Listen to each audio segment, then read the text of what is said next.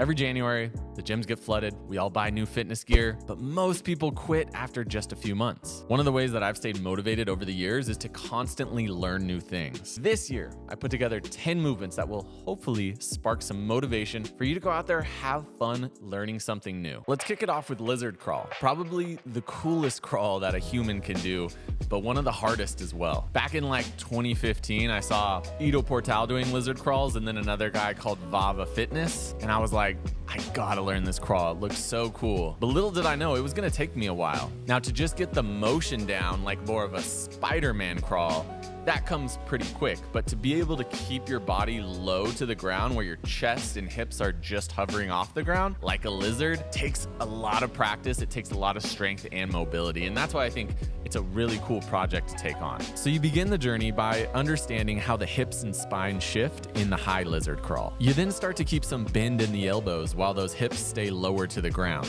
As the strength and coordination slowly develops, you keep that chest hovering right above the ground. The Sissy Squat. Now, this has almost become an iconic squat in the last few years since we've been realizing that the knees going forward is not a bad thing. It actually can be good and make your knees more resilient if you work up to it correctly. Now, the proper way to do a Sissy Squat is to keep that body line nice and straight with those hips extended. And when you do this, it looks really aesthetic because you get those nice, pretty lines. But I think having a goal of developing one freestanding Sissy Squat can be really beneficial for being able to drive onto your toes, being able to hold yourself in balance while lowering down to the ground with the knees leading the way. Now, there is some fear mongering around Sissy Squats, but I've got comments from people that said they used to be scared of them. They started to train them really slowly, and it actually made their knees as strong as ever. You'll want to use a mixture of hand-assisted reps and partial range of motion. Once you've built some strength there, the thing that will make your Sissy Squat come the fastest is to do full negatives knees to ground. Back roll to standing. I love this movement for two main reasons. Number one,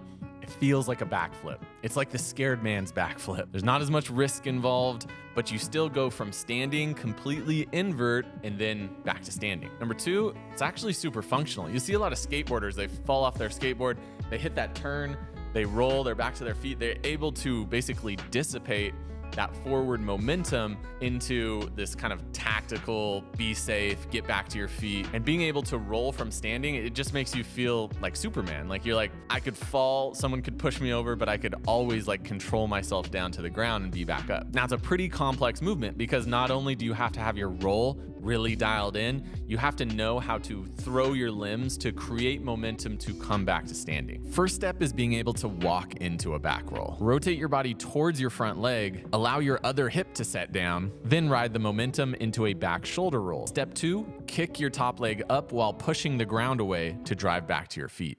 The dragon roll, it's a cool looking movement. It looks hard. You can learn it in a day, but it also has some really powerful rotation effects through your body, right? A lot of us are missing training rotation. We do gym exercises that are straightforward, but the dragon roll, it's almost like teaching your body to throw something, but generating the power from the feet and the hips. So it really integrates the full body into athletic motion. And the rope, it becomes really addicting. You'll get the dragon roll down just with a simple jump rope or a piece of string, but then you'll want to start learning more patterns, probably get yourself a rope flow rope as well. Start with the rope next to the front foot. Slide it to the back foot by turning your chest. Flip it to the other side, turn, and flip again. All you have to do is add a little bit of speed and rhythm to this pattern, and you'll end up with a dragon roll.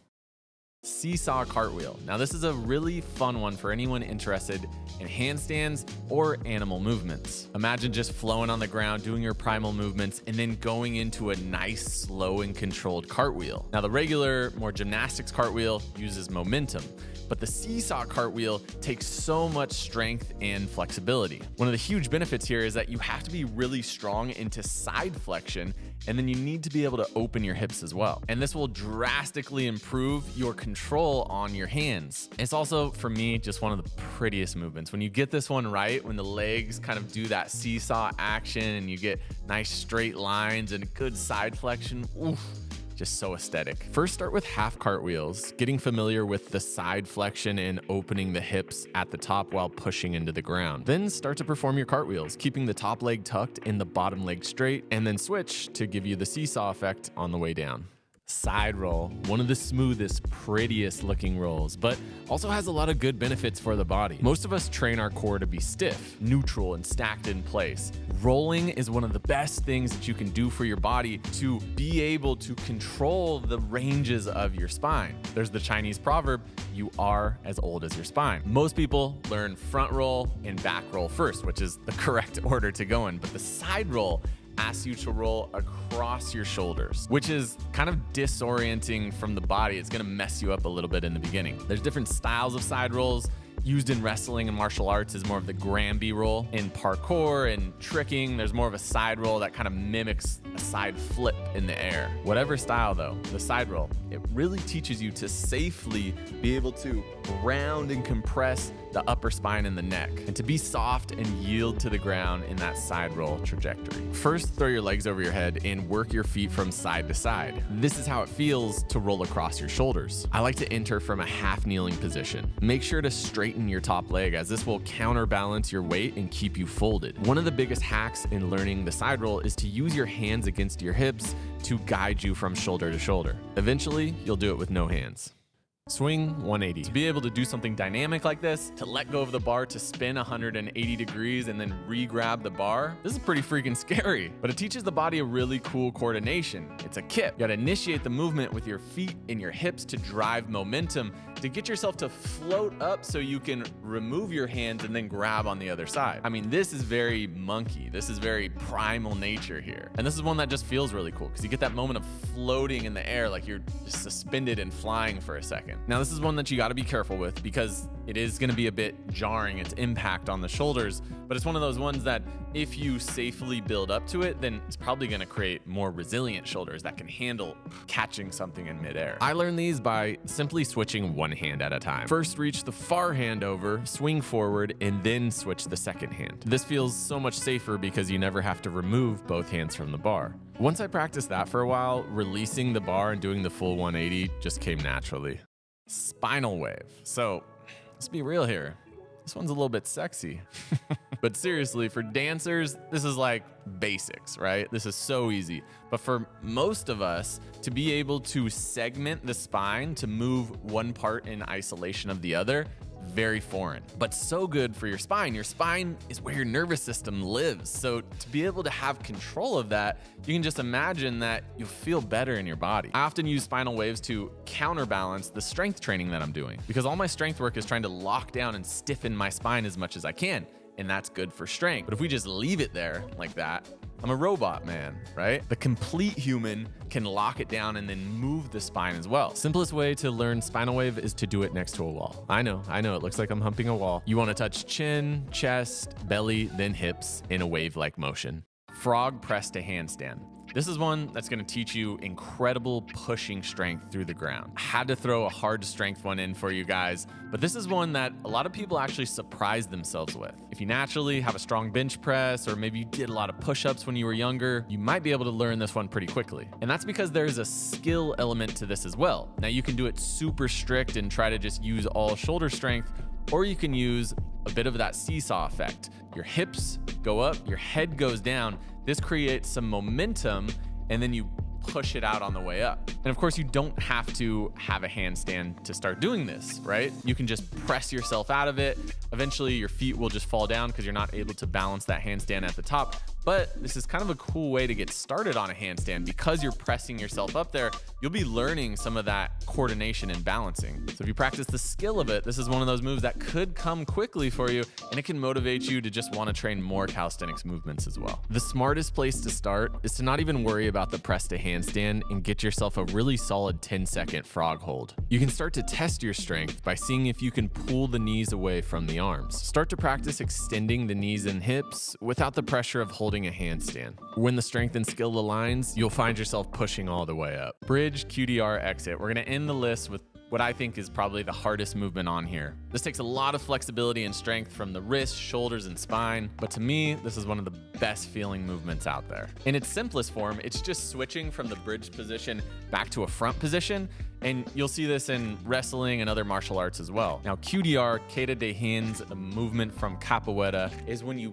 place your elbow right into your side, and this is what really makes this movement pretty, and you're able to kind of float yourself around. The reason why this movement is such a beast is because it takes a lot of physical capacity. You have to be pretty strong and flexible, but it's also highly skill oriented, which just means you need to practice it a ton to get it nice and fluid. But this is another one that can just start to make those ground locomotion flows so fun, so creative, so pretty. Here's how you can work on it with no previous experience. Lay on your back and push your knees forward. Push yourself to your head and then rotate your chest to one direction. Move the hand so the elbow goes into your side, and then kick your legs to that same side to bring yourself to your front. You don't need to have fantastic bridge or shoulder mobility. It's more of an uncommon flexibility that will develop from practicing this a bunch. Just make sure to take care of your wrists. Eventually, you can start from a bridge rotation and smooth it out. 2025 goals. Number 1, training, front lever. I'm going full in on front lever training. I gave it a good effort back in 2023. I had to stop because of some shoulder issue I was having. This time around, I'm feeling so strong. I'm feeling like it's achievable. I have a coach working with the guys from Calisthenics, and you know, despite my genetics not being the greatest for being taller and long legs and, you know, decent sized quads, I'm feeling like I can actually get it in 2025. So expect that from me. Career wise, I'm gonna write another book. First book came out 2024, wrote most of it in 2023. It's a long process, but man, I love writing, just getting my ideas out to paper. It's amazing for me, really creative process. I had so much fun doing it that I want to write another one. I will write another one. So it's time to lay out the plan for that. As a personal goal for myself, once a month, nature trip, right? You know, it'd be nice to get some camping and some backpacking in, but even just like a longer, you know, half-day hike, whatever it is, something beyond my neighborhood where I got to travel a little bit to it, you know, disconnect, no phones, no internet. And I think that's just so good for the mental well-being. And once a month, it doesn't sound like much at all, right? But then you end the year with 12 really cool experiences. I've literally never publicly shared my goals before, even despite having like a big YouTube channel that I can do that on.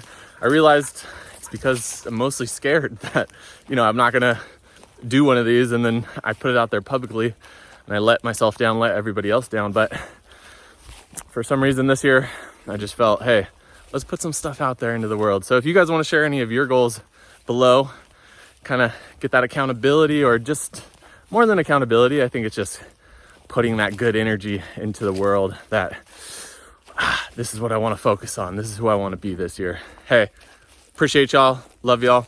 See you in 2025. As always,